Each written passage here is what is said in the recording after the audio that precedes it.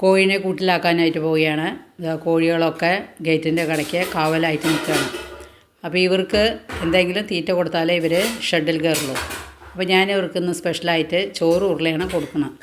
ചോറ് കൊടുക്കാറില്ല. അപ്പോൾ അത് ചോറ് ഉരുളയാക്കിയിട്ട് ഇവർക്ക് കൊടുക്കാൻ പോകണം. ഗേറ്റ് തുറന്നപ്പോഴേക്കും കോഴികളൊക്കെ അകത്തേക്ക് വന്നു.